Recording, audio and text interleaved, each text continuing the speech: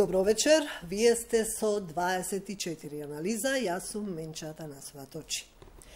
Што се содржи електронскиот здравствен систем Мој термин?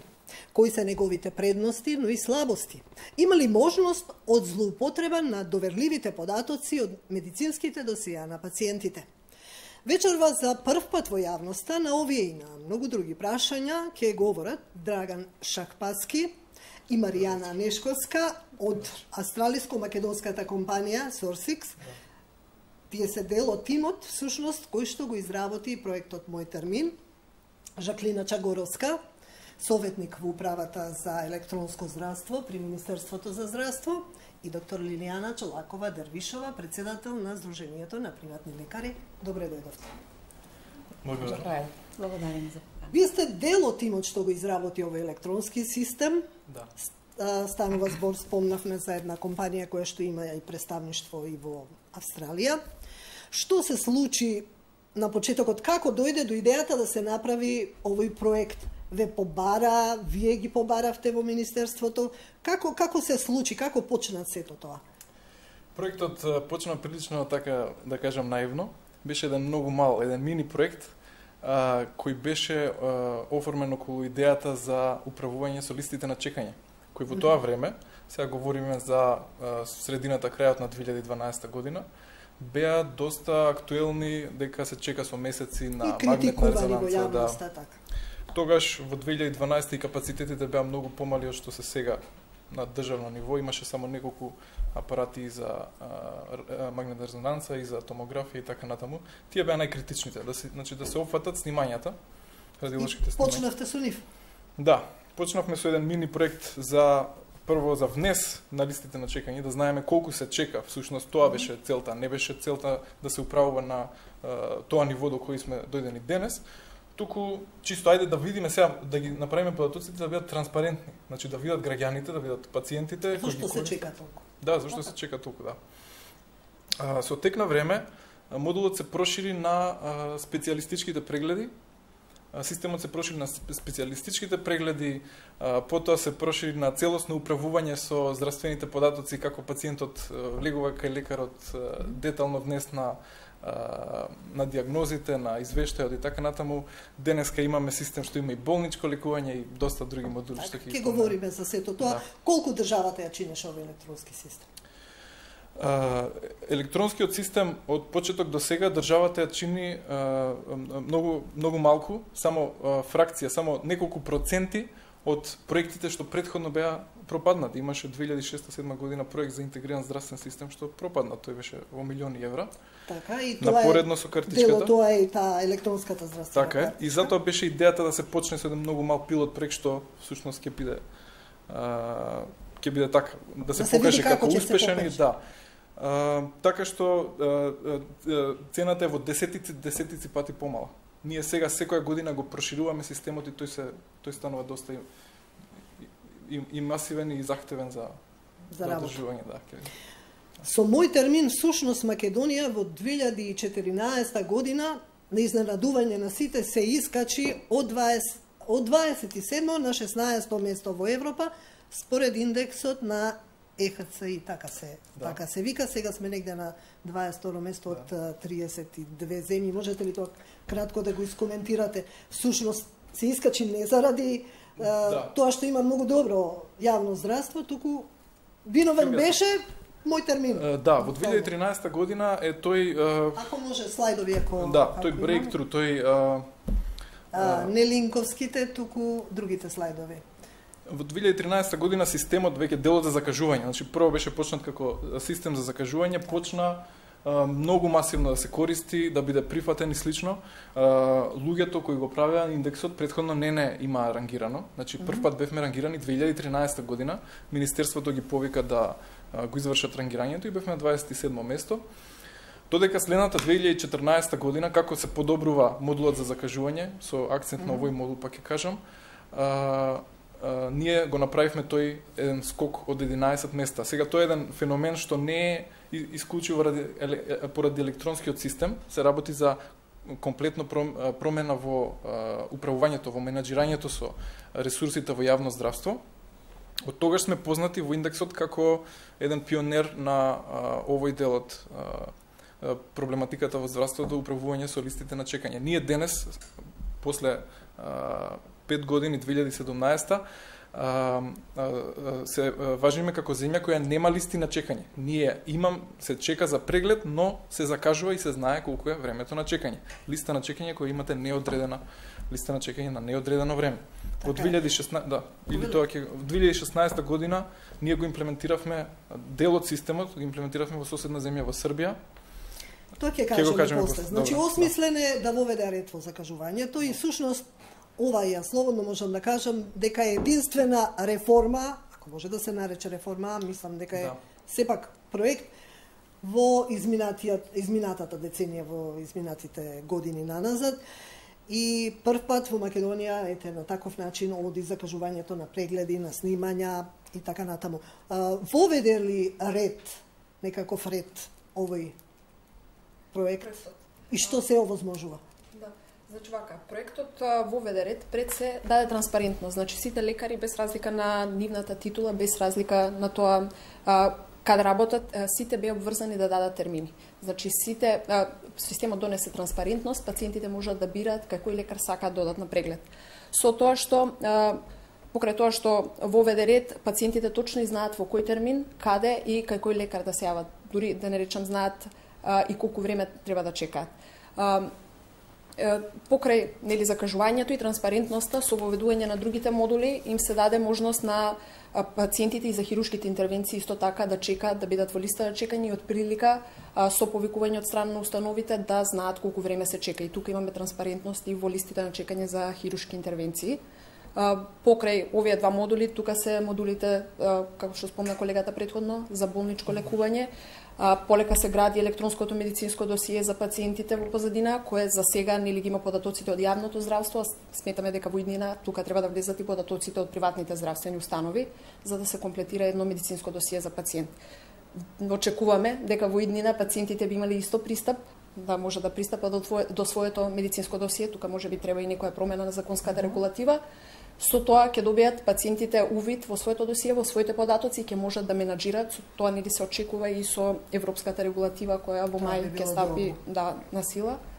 Иако на почеток можам да кажам дека на нош малку беше дочекан самиот проект и од пациентите, но и од лекарите кои што тешко така малку се вклопува со тоа нели електронско здравство. Пред да поминеме на тоа што све овозможува овој систем, на пропусти, на можеби негативни страни, овој проект вас ве донесе на Ирската национална телевизија, каде што имате неколку проекти. Јас би замолила само да го проследиме видеото кратко, ако една минута. For scoliosis. What would you do if you were running the Irish system tomorrow? Tomorrow I would actually send somebody to Skopje and buy a license for their e-booking system, because Macedonia is the only country which a couple of years ago in one fell swoop abolished waiting times in healthcare in 6 months flat by making the total booking system open to every GP in the country, who can now book specialist appointments and X-ray examinations, etc., online with the patient sitting across the desk.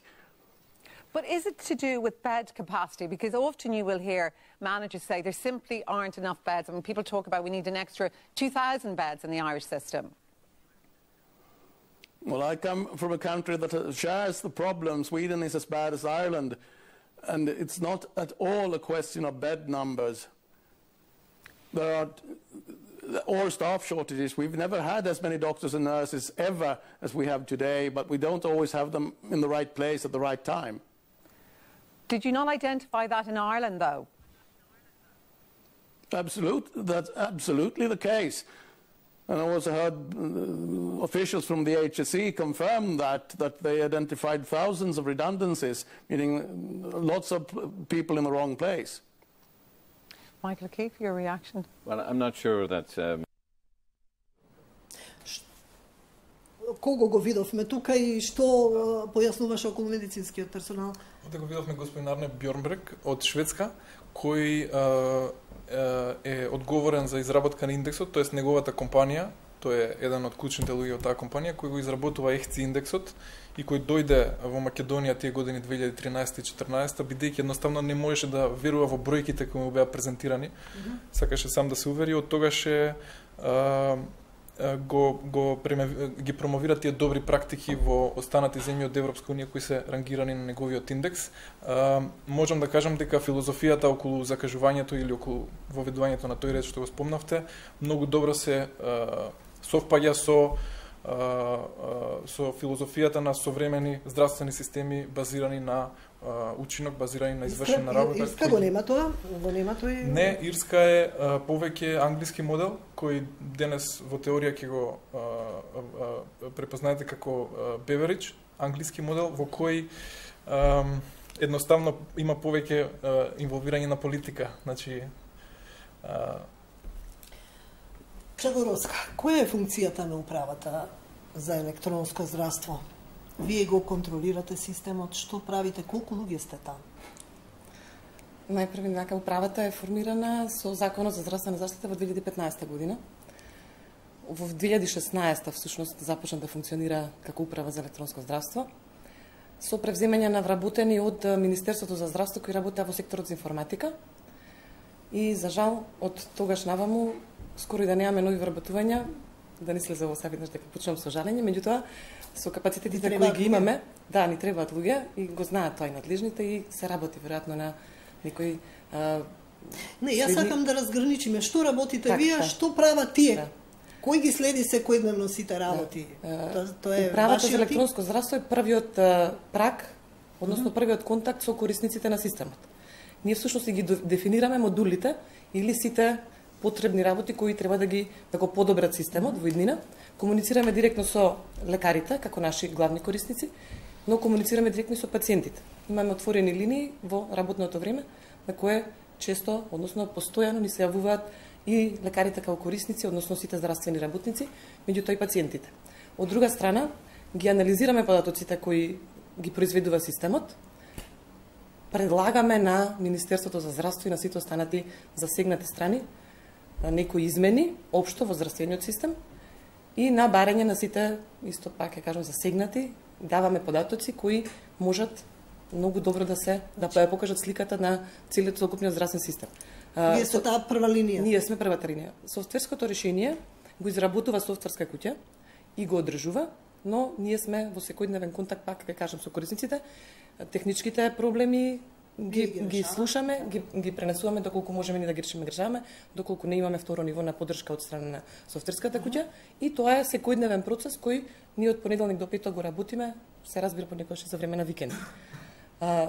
Многу сакам да го одвоиме и се обидуваме секаде каде што е да се знае дека здравствениот, односно системот Мој термин, како електронски систем е софтверско решение кое во својата, во областа на здравствената информатика е многу високо рангирано, ќе каже можеби компанијата за тоа, меѓутоа да, не е создадена е по искуства, односно по потребите на нашиот здравствен систем, тотално прилагоден на нашиот здравствен систем.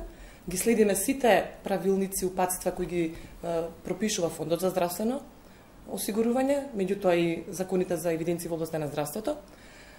И се разбира, предлагаме промени кои сметаме дека треба да бидат посоодветни за користење на ваков систем, а многу сакаме да го одвоиме од користењето на самиот систем, во смисла дека најчесто сите поплаки и критики што ги добиваме се однесуваат на организацијски работи поврзани со организирањето на работата во установите, односно со користењето на самиот систем. И многу често сега во последно време се зборува за работите и затоа ќе ги разграничиме. Се зборува за унапредување на системот. Јас тука многу не се согласувам, системот е многу напреден како информатички систем, може би унапредување на користењето на системот, односно на сите негови функционалности кои сите овие години наназад веќе 5 година ги создаваме. Едно ќе ги обработиме толку колку што дозволува времето. Доктор Чолакова Дервишова, кажавме како беше на почеток со недоверба примен овој систем, најде ли примена или се уште функционира она познатото повикај пријател, го има ли тоа? Па еве да кажам да Мој термин е нешто кое што е добро, за Република Македонија и за сите граѓани. Навистина се постигна чекор напред во однос на овој проект, заради тоа што луѓето од другите градови можат да направат закажување без да идат за Скопје. Порано мораше да запали секој кола, да дојде да закаже, да се види со одреден доктор, па нема да го најде, па ќе му беше за џабе идењето до Скопје. Сега, значи, електронски може да се закаже и тоа е доброто нешто. Оно кое што можеме како практичари да го кажеме и еве кои што луѓе сите реформи од каде што почнуваат, тоа се матичните доктори. И сакам да кажам и да ги поздравам и да ги пофалам сите матични заради тоа што заедно со Министерство за здравство успешно го спроведовме и од кај нас стартуваше и првиот упат и првата рецепта и се тргнува од кај нас. И тоа е факт со аргументи каде што матичните покажаа совест и овој проект почна со сите финансиски средства со сопствениот онаа капитација која што имаме. Значи квалитетни компјутери, квалитетни лиценци за да може сето тоа заштита антивируси. Значи имавме желба сето тоа да успее, се со една единствена цел да бидеме поефикасни и да функционира. Но се намачивте малку додека на почеток имавме и возрастни доктори кои што навистина им беше проблем користење на компјутери. Кажувам постојано дека просекот е сепак има доктори кои што се возрастни и кога студирале немало компјутери, но сепак си најдоа млади сестри, значи секако прилагодливоста е добра. В техничкиот дел. Она кое што можеме да кажеме дека како нација сме, мислам дека сме ние виртуози да најдеме нешто ако негде има пропуст, да се злоупотреби, да се искористи. Секако, повторно ќе кажам дека свеста на пациентите, свеста на одредени доктори, секако има манипулирање во однос на тој дел. Говориме и за тоа, но еве, во смисол на закажувањето, дали имате закажено пациент и не успева пак некој да се протне, некој да влезе, па јас да прашам нешто. Знаете како се случува да одреден специјалист во системот нема во моментот термин, но со ало и со помош на еве техниката се случува да се јават да кажат сега во моментот пуштам термин, заловете го терминот. Така да тоа е една еве од моментите каде што ние сме навистина виртуози да се снајдеме во секаков систем како нација. И сметам дека има секакви моменти она кои што не достигаат специјалисти и термини, така да мислам дека ќе го дискутираме понатаму каде менаџерите нели треба да си ја продлабочат работата, заради тоа што мислам дека повторно 80% она кое што недостига е до менаџерскиот кадар во сите болници. И тука се прават оние, значи 3 дена се ставаат, 3 дена во месец да се стави доктор е нешто кое што навистина имаме ние сериозен проблем. Во моментов во цела Република Македонија вие не можете да најдете офталмолог, ортопед и кардиолог, што е катастрофа, како претходно ние сме ги упатувале. Тие сме луѓето. Така да ние ги имаме моментите, можеме да ги кажеме каде се пропусти, бидејќи ние сме практичарите. Ајде, пред да ги кажеме, тие прво да знаеме, да имаме увид каде се имате вие увид, односно, не знам, сте вмрежени или во Централниот регистар на лекови, имате ли увид колку специјалисти има во државата, не знам, каде што све содржи? Значи вака, во системот се вклучени сите лекари на сите 3 нивоа од здравствена заштита. Значи во Гергенија има ли сега во моментот анестезиолог, има ли гинеколог или односно значи, вие да знаете. Да, тие податоци ги нуди системот, значи ги има сите лекари на сите 3 нивоа од здравствената заштита. Исто така сите лекари имаат пристап до регистарот за лекови. Лекарите специјалисти за препорака на лекови, додека матичните лекари се тие кои препишуваат лекови на лекарски рецепт. Сите се поврзани, сите податоци се достапни се дури податоци кој лек пациентот нели го подигнал и може да се прави анализа од препишаните, од подигнатите лекови. Кои лекови се на позитивна листа? Да, и тоа е сите лекови на увид? Да. Позитивна листа. Со агенцијата за лекови? Да, во комуникација со агенцијата за лекови, значи сите регистрирани лекови од страна на агенцијата за лекови се достапни во системот и на позитивна и на негативна листа. Диабетичарите, инсулини колку, како што? Да. Има ли такви тука има цел модул, значи цел модул за инсулинот. Од моментот од лагер листите по инсулински аптеки по установите, од националниот лагер, како од испораката од националниот лагер од Министерство за здравство до инсулинските аптеки, како пациентите превземаат нели инсулинска терапија, лекарите се препишувачи. Значи од моментот колку до број на пенкала, колку има подигнато пациентот, игли, се во системот. Дури кои се дозите на земање на дневно ниво може да се следат, лекарите имаат увид во историјата на пациентот, може да следат како деле промените на инсулинот. сите податоци. Тука се пациентите кои се на инсулинска помпа, кои се имаат со своја специфика. Овие податоци, овие сознанија говорат многу. Значи Министерството за здравство уште пред да снема инсулини веќе знае колку инсулини има, за колку пациенти има, за колку нема. Знае, може да направи мапа на тоа колку и какви специјалисти има во државата, без да одат на терен, без да мапираат. Дали тоа го возможува системот? Да, го возможува системот. Точно во секоја установа се знае колку лекари од кои специјалности, колку се да речам, колку е дефицитот на специјалности, дури се правеле и во минатото реформи, така наречени реформи, доколку се утврдува дека во некои градови или во некои делови во Македонија нема одредени специјалисти, се правело проектот Наш специјалист, мислам дека е доста познат, бе упатувани лекари од другите градови во регионите каде што нема, да речеме, ортопед, уролог, и исто и тука одеше закажувањето по термини. Значи пациентите точно добиваат термини и знае кога ќе дојде лекар од специјалист од друг град да дојдат на преглед. Значи без да се оди на терен? Да. Не само тоа, бројката на специјалисти не е толку важна како бројка, како субопарна бројка да ја гледате. За распишување на специјализации, за распределба на специјалисти, каде кој недостасува. Значи нема потреба да се оди на терен и да се мапира. Апсолутно важно, но исто така. Особено ми е битно, е битно за инсулините, кога со недели, со месеци немаше инсулини, а сето тоа се знаело. Да, тоа што е исто така многу важно е како тие работат со своето време. Тоест како менаџерот на институцијата ги има распределено во различните сегменти на работењето за да го управуваат своето време. Јас сега нема да зборам за термините и за должината, имате веројатно прашања за тоа, но флексибилноста е тука. Системот ја дава флексибилноста да се организира времето како што смета менаџерот или лекарот дека е најдобро. И всушност со оптимизација на тоа време на лекарот се овозможува тој додатен капацитет да се даде. Има многу други причини зашто капацитетот на лекарите не е искористен до крај. Например, пациенти што не доаѓаат на закажаниот термин. Затоа имаме и посебни специјалности и процедури од интерес кои преку системот за известување, директно системот ги известува пациентите по СМС, па има и еден кол центар што оди и по телефон. Имаш и некои најави за казни, ама нема такво нешто. Не може пациентите. Така што има многу сегменти каде што лекарот може да го потроши своето време без разлика дали е бројката на лекари добра или не е добра. И тоа е еден сегмент што многу се трудиме да го оптимизираме. Иако сме сега IT компанија, ние имаме експертиза тука во здравствениот дел голема и гледаме да го најдеме, да го предложиме најсоодветното решение. Кога имате болничка установа, значи имате специјалист кој работи со болнички пациенти, има неколку термини или денови кога е во амбуланта, па може и прави операции и така натаму. Сето тоа е многу важно како ќе се организира и тука е најважен менеджментот. Што е со доверливоста на податоците? Дали има можност од злоупотреба на податоците на медицинските досија на пациентите? Ова прашање ја би сакала сите да го одговорите. Значи, зборувам, ние сме мала држава, има, нели сите, секој за секого сака нешто да знае, потоа има можност од дискриминација. Обично кога го гледате досието, лекарот знае дали пациентот бил на психијатрија, дали е зависник од алкохол, од наркотици и така натаму.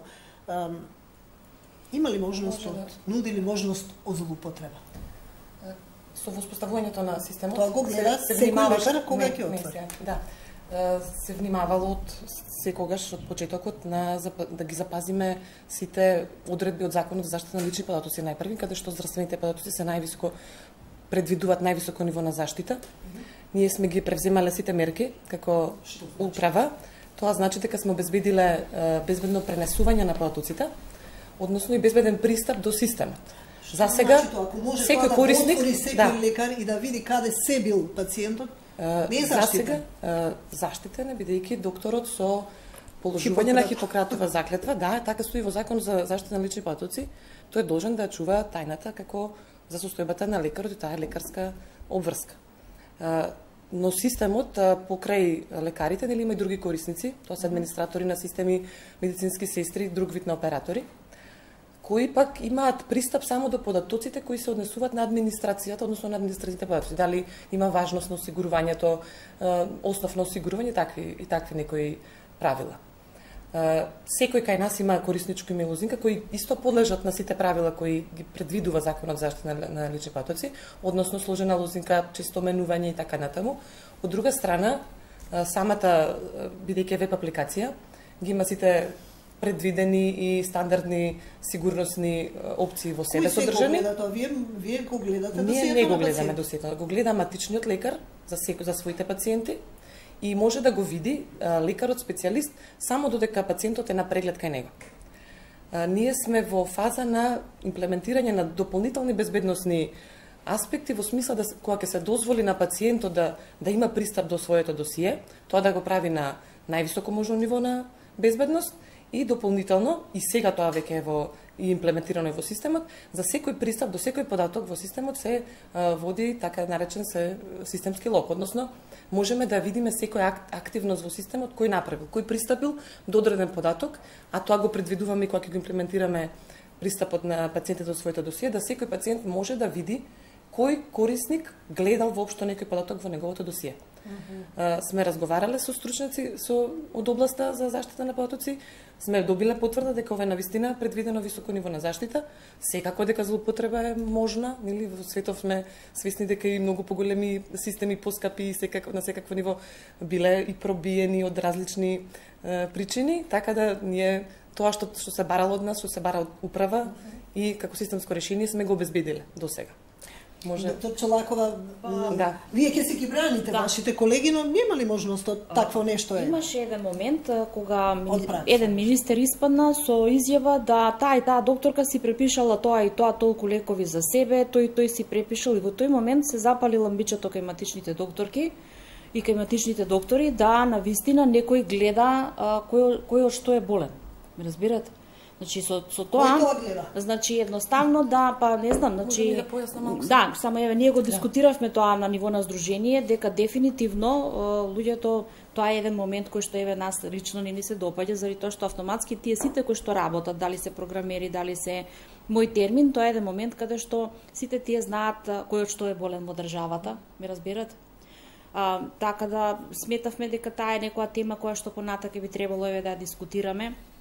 Тоа беше еден момент каде што, не знам, повторно ние нешто се бунтувавме, па испадна од министерство, па да кажат дека таа и таа докторка сама си препишала толку и толку автоматски, значи со тоа пред целата јавност кажа, мислам, нели, дека доверливи податоци.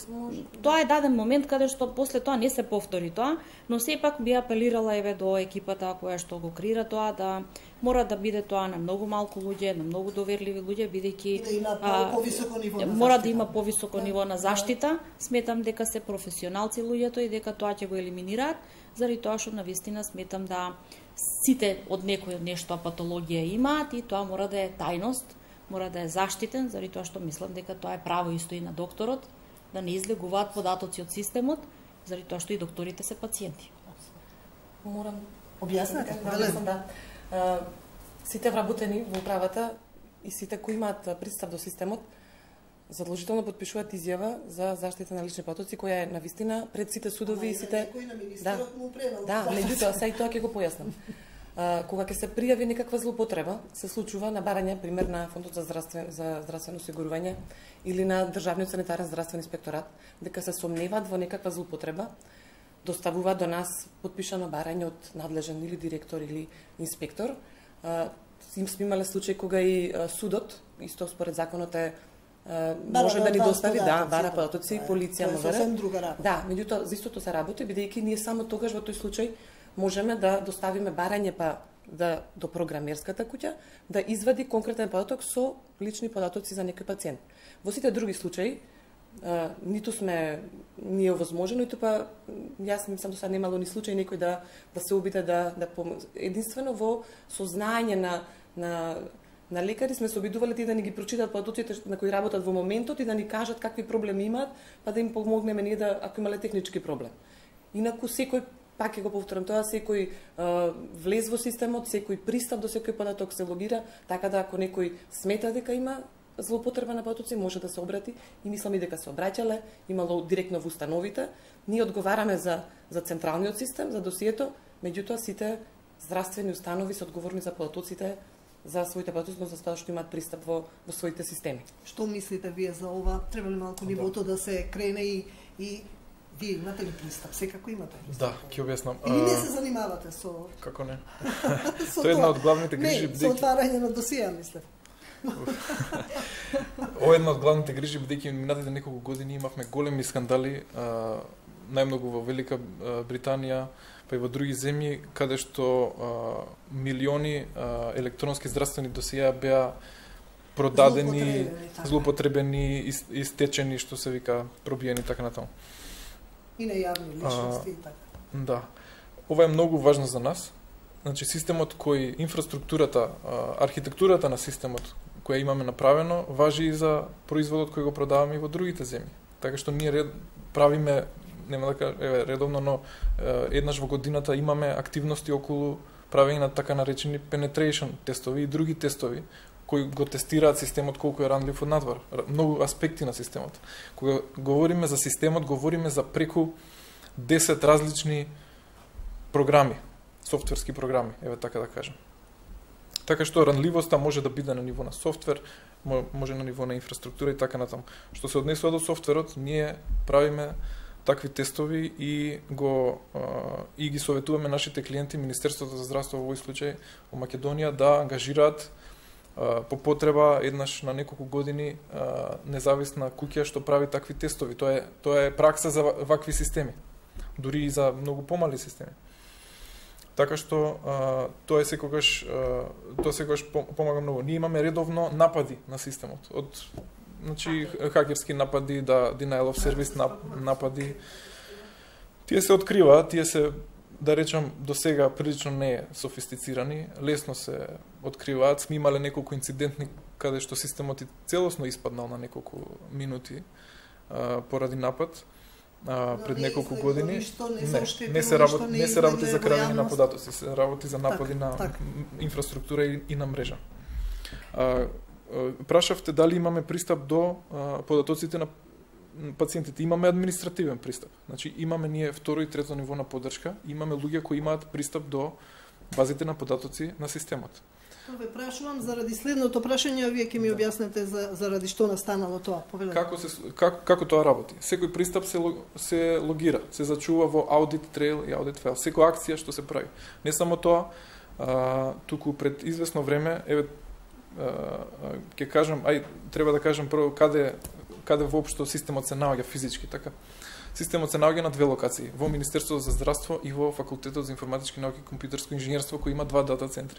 Зашто е таму, можеби Жаки подоцна ќе објасни, но за сега решението задоволува и мислиме дека е доволно добро. Така да и тие луѓе се вклучени околу безбедноста.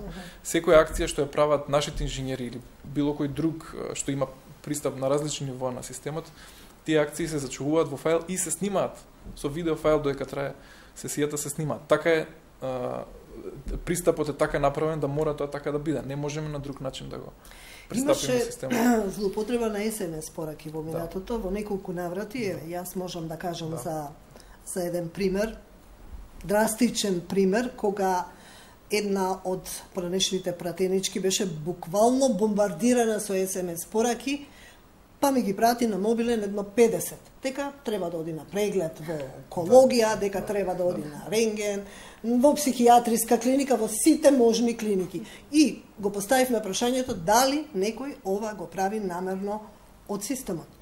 Дали некој лекар, не знам дали лекар може тоа да го направи, дали е тоа од системот направено или што се случувало во тој момент.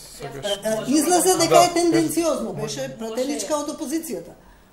Еве јас да кажам, значи со самото поставување на системот, кога почна да се гради овој систем, еден од предлозите беше мој дека мора да има мобилен.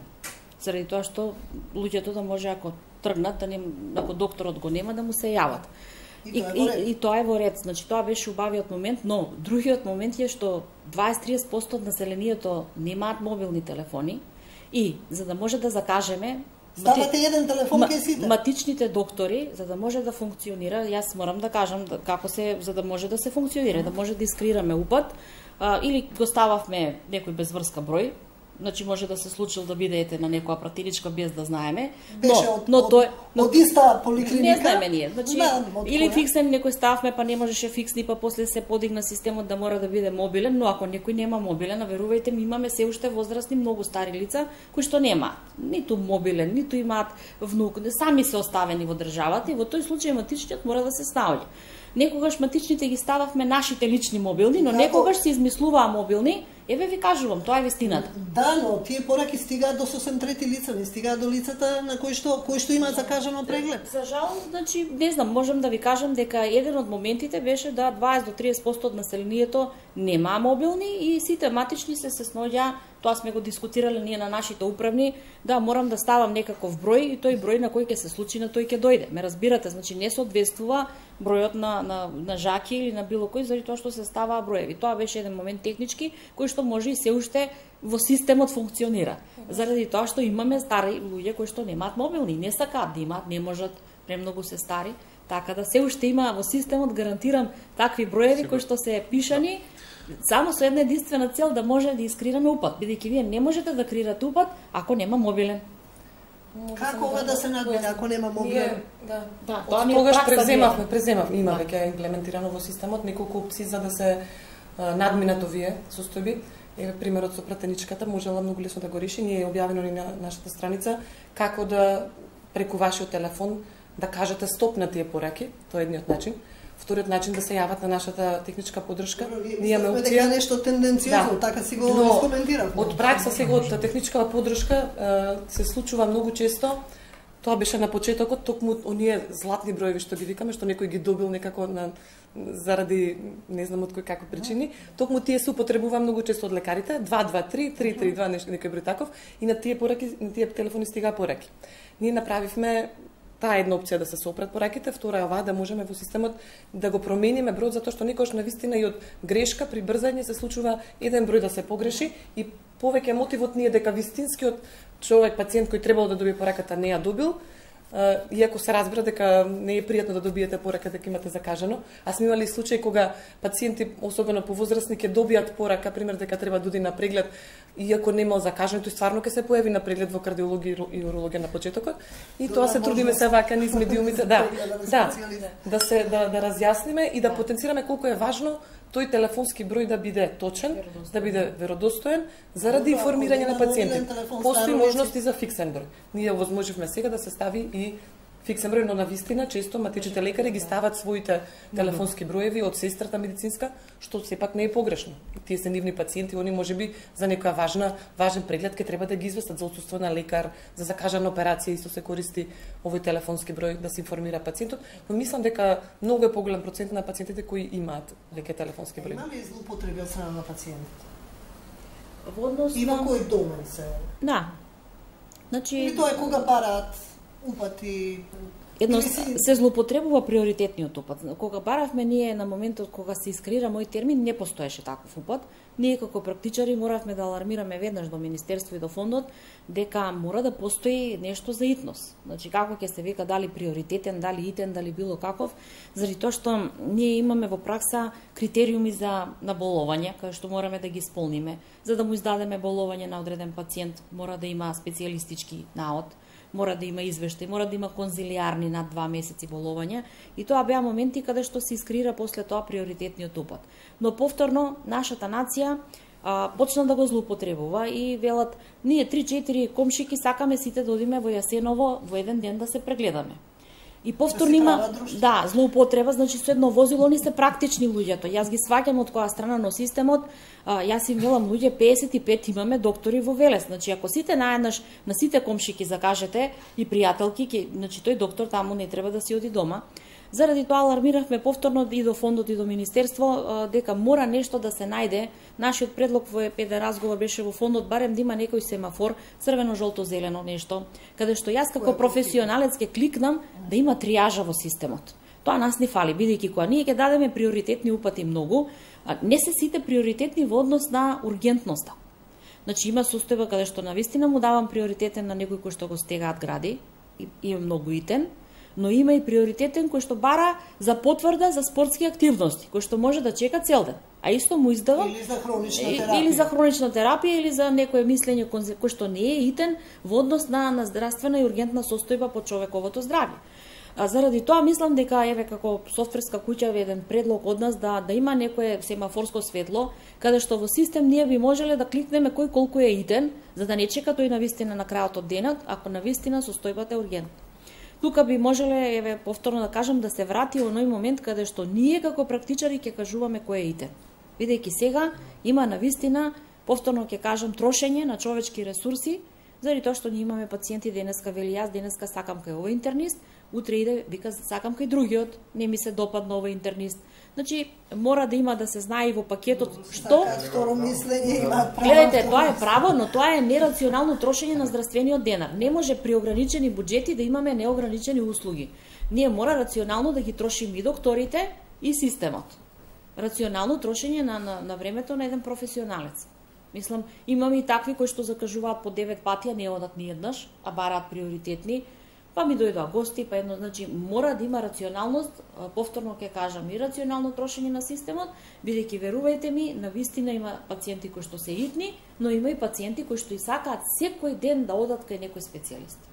Верувајте ми, и заради тоа ние бараме може да има оној пакет на услуги со Министерство и со фондот, да има закажување кај матични доктори, да има време како во други земји, 1 сат кога јас ќе бидам достапна на телефон како матичен доктор и да им закажувам. Значи мора да се знае кое е време на што ќе го троши. Ако има закажување кај матични, тогаш ќе имате проблеми со пациентите. Мора нешто да правиме бидејќи и 150 влеза кај матични и тоа не е во ред бидејќи светските стандарди се 15 до 20 минути да имам време да ве погледнам, бојата на очите, да видам како реагирате, имате ли тикови, немате ли тикови, заради тоа што ние сме сепак професионалци и ни треба време за пациентот. Рековме да воведе ред во прегледите, во закажувањата, во снимањата, сепак постојат долги листи на чекање за магнетна резонанца, за операции. Дали е тоа нешто до системот, до лекарите, до операторите, до здравствените установи? Зошто се чека? За резонанца по 2 месеца, по не знам. Да, системот ги прави овие информации транспарентни, така. Така што капацитетот на нашето здравство има проблеми во неколку сегменти, во многу сегменти. Добро е што ги знаеме овие бројки и што може да ги мериме, да знаеме колку се под или над капацитетот, 20%, 30%. Ако немаме систем, тоа не може да го правиме. Политиките се на Министерството и на другите институции, Фондот за здравство и така натаму да ги креираат и преку системот можат тие работи да ги управуваат, да ги видат дефицитите, да воведат кога некој апарат ќе работи втора па и трета смена, така. Така што немаме апарати, апаратите се расипуваат или си ги темпираат закажувањата, не знам. За магнетната резонанца бидејќи како најспомнувана е секогаш. Најспомнувана најмногу се чека на неа. Се чекало многу повеќе, во околните земји и се уште се чека многу повеќе. Во последниот период навистина имаше проблем со апарати. Магнетна резонанца не сме набавувале. Магнетната резонанца во радиологија, која го превзима најголемиот дел на снимања во државата, беше подолг период во дефект. Добро, има и во 8 Сега, септември. Има само во 8 септември и во Наум Охридски во Скопје. Так. И од сите ги следиме бројките. Дури јас ова им се подготвивме од минатата година до сега. Со Свети Наум Охридски, така, со здравствен дом единствено, со дежурните служби не се. Дежурните служби не се се уште. Меѓутоа бројките на креирани термини кои тие работеле во полн капацитет, со сегашните можеме да ги споредуваме и секогаш знаеме причината зашто се намалени термините, комуницираме директно на дневна основа со нив, кога ќе се случи дефект на некој апарат, многу често со компјутерски томографи, тоа бидејќи ги има во поголем број во Скопје на пример, се случувало кога ќе се растепе на радиологија да се префрлат пациентите, бидејќи сега ги имаме се достапни потоци во Наум Охридски и во 8 септември. Тоа сигурно го знаат и пациентите, установите, може да го потврдат. И се праќаат SMS пораки? Да, SMS пораки или директно се комуницираат, во Јане Сандански има компјутерска томографија. Проблемот е мал, не знам дали е проблем, меѓутоа не се искористени доволно капацитетите на апаратите во градовите. Пример, компјутерска томографија има во Гостивар, има во Велес моментално е во дефект. Меѓутоа во неколку градови ние ги следиме дека тие не работат со пун капацитет, имате за утре слободен термин. Сите се праќаат во Скопје? Многу често, да. Многу често се обидуваме да дознаеме која е причината, или ќе се сними и во гостивар, но лекарот од терцијерно ниво посебно имаме пријавени такви случаи кога стриктно бара да биде снимен пациентот на апаратот магнетна резонанца на клиника за радиологија или на тој 64 слайсен или подобар апарат кој е во радиологија. Кој да чита таму. Ги читаат, меѓутоа не се задоволни можеби некојаш од квалитетот или точно од како го чита резултатот. И тоа е еден од случаите, или можеби концентрацијата на луѓе, бидејќи во Скопје поголема, или е повеќе притисокот на апаратите и на сите диагностики и на сите прегледи во Скопје. Тука е грешката е кога ги гледате, например, магнетна резонанција гледате во изолација, така? Таму се снимаат луѓе кои се болни од нешто, имаат некоја континуирана терапија или добиваат акутно некоја упат или диагноза. Треба да се гледа пациентот и да се анализира неговото однесување. Затоа не можеме ваква изолација да ги гледаме. Проблемот само така може да го најдеме. Добре што ги имаме бројките и тоа да го правиме така што. Има ситуации кога одредена установа, здравствена установа едноставно не прима пациенти, не отвара термини. Тоа всушност е во таква ситуација мој термин ја губи својата основна функција и тоа е нели се кршат правата на пациентите. Што е сте комуницирале ли? Зошто го прават тоа? Ке ги слушате секој од двете страни, различни се одговорите. Тие велат дека согласно нивните капацитети ги креират термините кои можат да ги дадат за да бидат прегледани пациентите. Од бројките пак ние ги споредуваме. Имаше периоди во минатата година кога навистина брзо се закажува прегледите, не недостасуваат термини. Нешто во последните месеци знаат сега и новата постава во министерството, ние ги информираме постојано дека навистина се намалени бројот на термини за преглед и се прават обиди, се комуницира, ги викаат на состаноци директорите да се оптимизира на најдобар можен начин или да нешто не стра од раководството. Да, согласно законот, секој доктор ги креира термините, меѓутоа директорот на установата, менаџерот ги одобрува и тоа треба да го прави до 10 во месецот за следниот месец. И тоа е во закон влезено. Ние се трудиме да ги подсетиме. 10 во месецот најдосно мора да за следниот, да го даде распоредот всушност.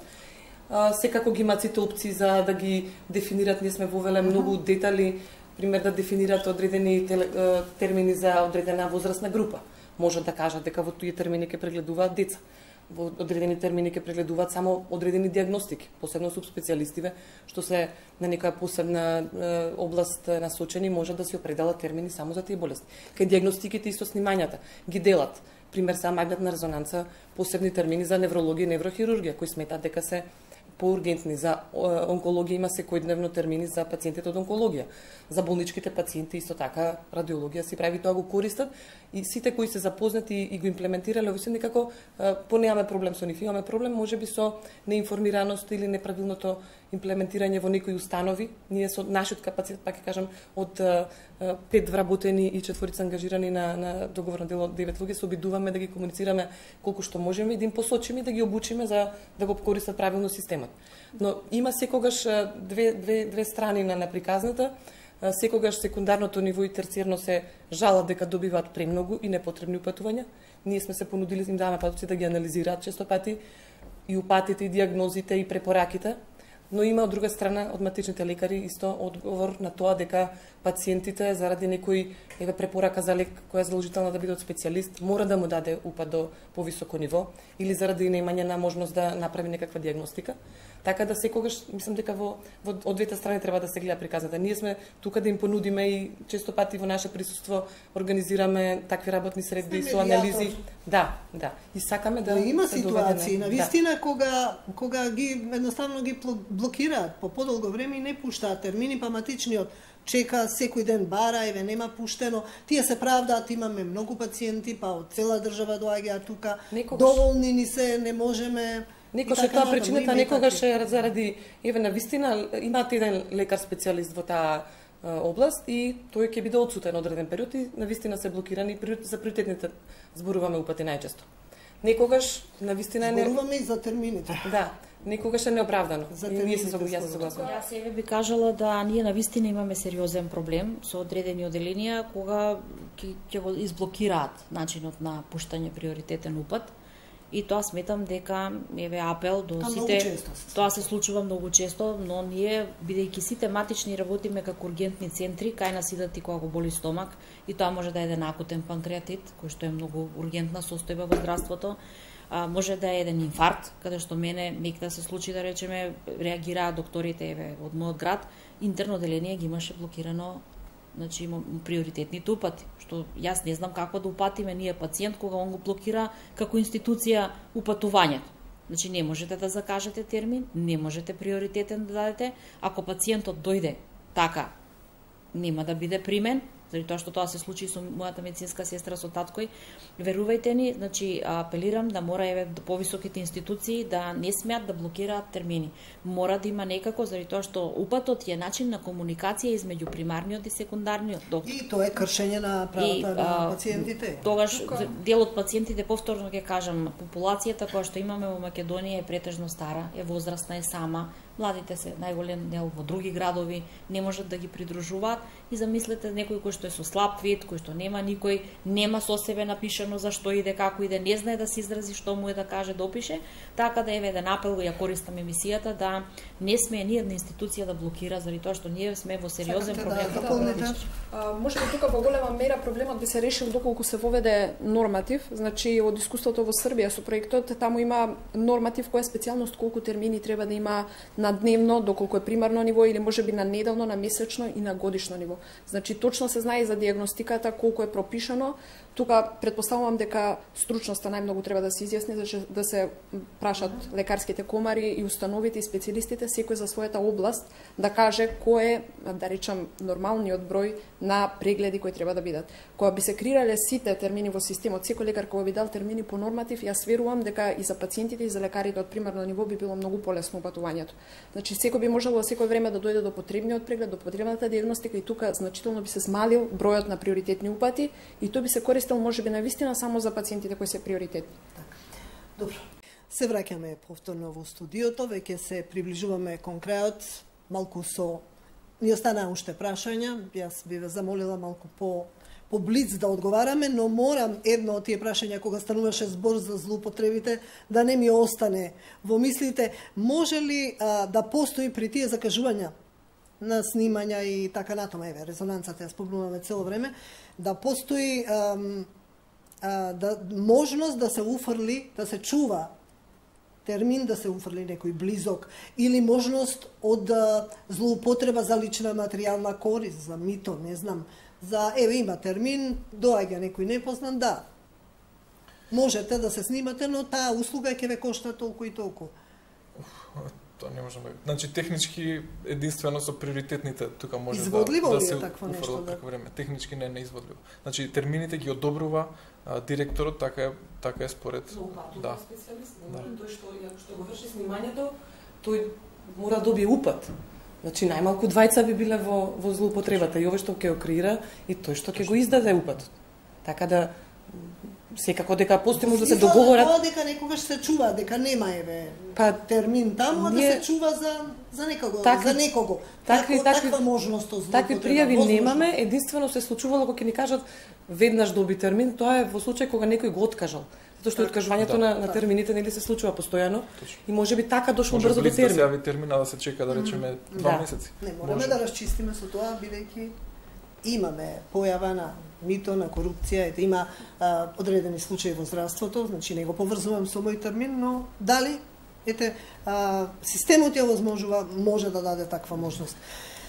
Недобро може да се најде трагот секогаш ако некој се посомнева да каже и да провериме. Вие тоа можете да го проверите и да го видите. Да. Зошто паѓа системот? Еве, пред 2 недели имавме еден таков случај, мислам матичните не можеа рецепти да издаваат. Зошто паѓа системот? Дали е до интернет, дали е до самиот систем? Тогаш се парализира, фактички се. Системот, како што кажав, е растен од многу мал систем. Значи, капацитетите се растени постепено. Не само што системот е оптимизиран за ресурсите на кои работи, туку ние неколку пати презентиравме на конференции, добивме награда 2017 година за Government Solution of the Year во Лондон на IT Europe. Како што реков, овој систем е фракција од цената колку што би коштал соодветен систем доколку се набави од нула.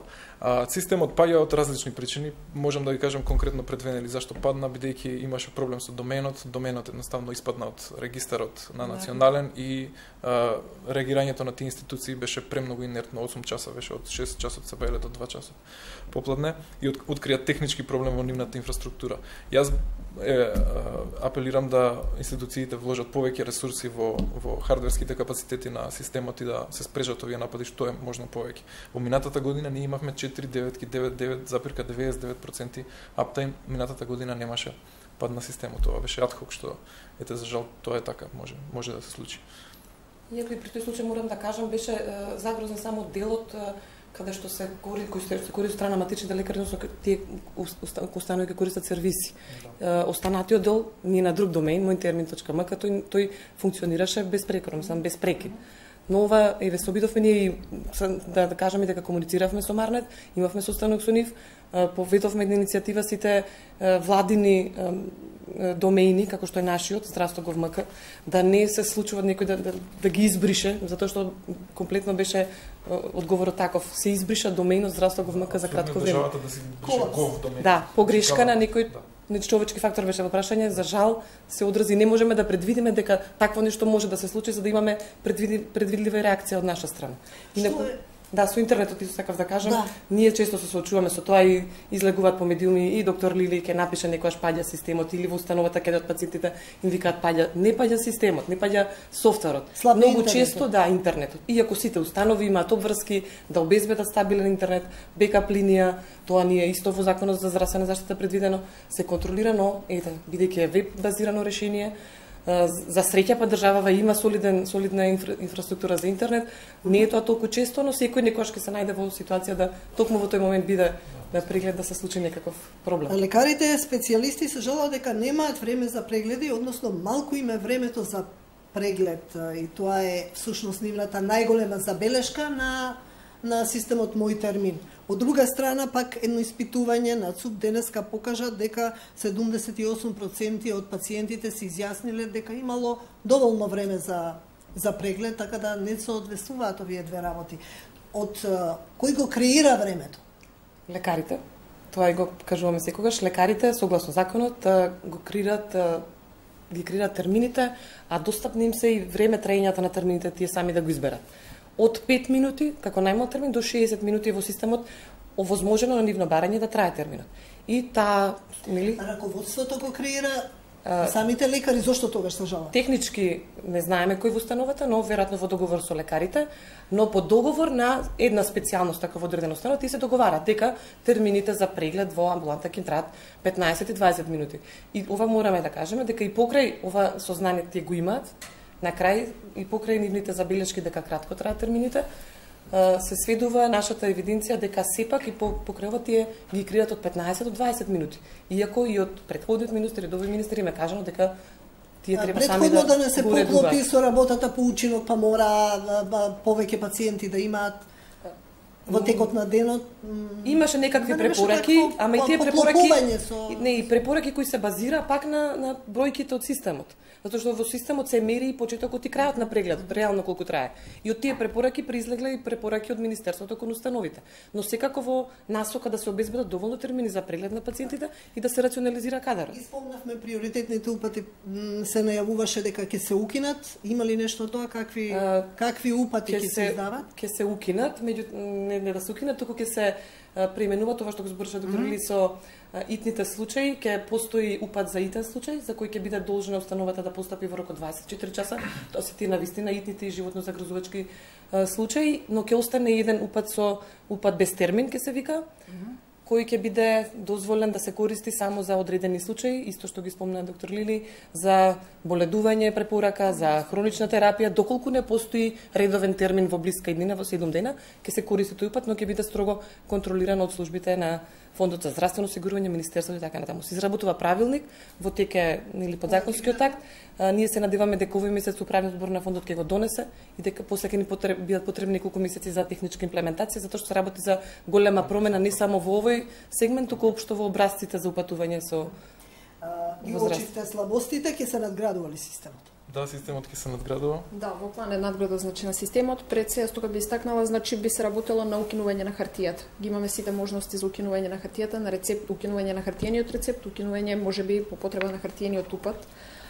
Исто така би се одало на надградба на медицинското досие со тоа што би се подобриле, односно структурирали извештаите од страна на лекарите, со цел нели лекарите од друга страна можат да го следат, да следат здравствената состојба на пациентот, како на пример структурирани податоци од лабораториските анализи, кои понекогаш некои анализи е битно лекарот да види во кој период како се движи кај пациентот за понатаму одлука на терапијата. Но и цената, значи колку коштала секоја услуга, колку чинела секоја услуга и за пациентот и за соодветните институции, за фондот и така натаму. Да. Исто така предлагаме Република Македонија што побрзо, значи во февруари 2019 година стапува на сила Falsified Medicine Directive во Европска унија, што ќе го реши трајно проблемот со неквалитетни лекови при паралелен увоз или при редовна продажба.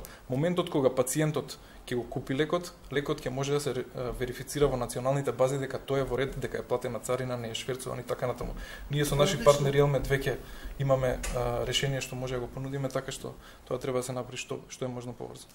И некои леснителни околности за пациентите, како резервација на лек, тука ќе се надмине проблемот со квотите. Често се случуваат пациентите на крај на месец да не може да најдат лек во аптека. Одговорот е квотата е надмината, да. Меѓутоа така, никој нема увид дали навистина квотата е надмината или можеби е веќе смалена, па се на некој начин чуваат лековите за можеби некој кој ќе дојде пријател или познаник во аптеката да подигне лек.